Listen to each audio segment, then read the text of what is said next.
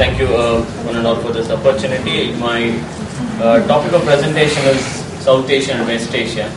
The structure of the presentation is like this: that I would deal West Asia as well as South Asia as a region, but I would not deal I would not give too much stress on the South Asian region, because since morning you have been listening a lot on that one. So probably I will concentrate on the other part of the story, that is on the West Asia. Then the major challenges confronting West Asia. Then common challenges of West Asia and South Asia. Then in between we have Pakistan, which I will be talking about terrorism, asymmetric conflicts, and the newer challenges it keeps throwing in between.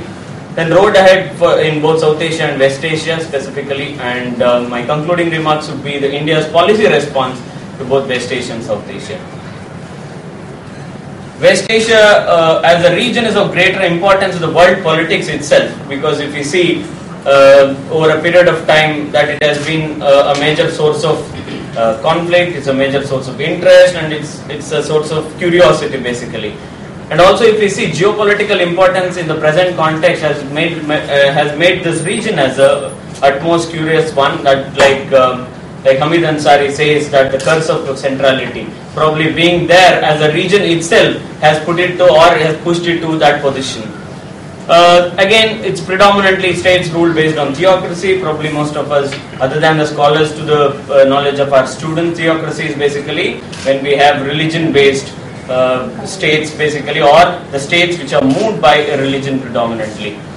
So historically also important region, as it has given birth to Abrahamic religions. Again, when we say Abrahamic religions, it is Judaism, Christianity and Islam. Three major religions of the world, especially Christianity and Islam, one is aware of.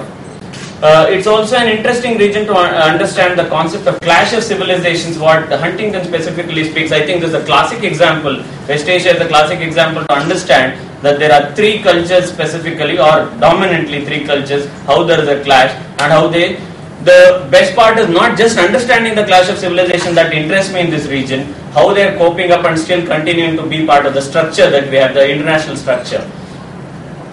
Then if we see specifically South Asia is a region predominantly centered around India. Again, when we speak about the whole concept that I am going to deal with, although it sounds South Asia, again I will be getting the point from India's perspective specifically. Material requirements like energy and soft power like diaspora, South Asia is specifically interested in West Asia, and also it has been a driving point that we are harping upon. The region is aware of. Coming to the major challenges confronting West Asia, I think terrorism takes the predominant position, like the previous speaker also spoke about in his region. Again, non-state actors, the violent non-state actors, the way they are dealing with terrorism. Again, I speak from two ways. One is the state-sponsored terrorism, and the terrorism as a problem as such impeding the region. So this is how basically the problem is happening in this particular region, which is taking the pivotal position in the concept when we talk about West Asia as such.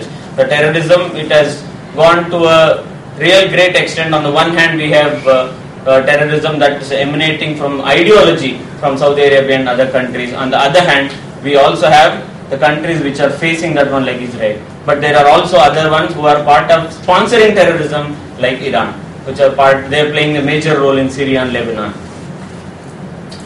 Being center of all geopolitical activity, it has to manage the great rivalry. I put two major examples. One is the US-Arab relation that has been one way it is taking the relations forward, and the other side it has been an impeding factor. It has brought lot of tensions within the region where US presence has made it more volatile as such.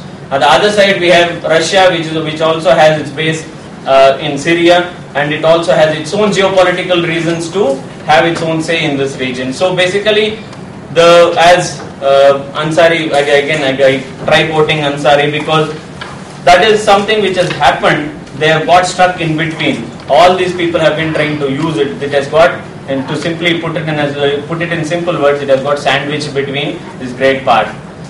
And the other interesting factor and also a challenge for this region is based on the inter and intra-religion in the region. One is is supposed to be something that we have, as I said, Abrahamic religions. Again, this has divided the region, and they have issues with regarding to this one, where we have three major religions or two major religions and other religion which is also which has its own tradition and history, and they are struggling to be in the region itself. The other part of intra is supposed to be the concept that we talk about Shia and Sunni. Basically, although being part of the religion itself, there is a divide that is happening. This divide has also given rise to lot of other issues. Basically, when we talk about Shia-Sunni divide, it is specifically, one can see the Iran's interest in Bahrain, the way they want to portray themselves, and they want to be very strong in that particular region. On the other hand, we'll also see Arabs and Saudi Arabia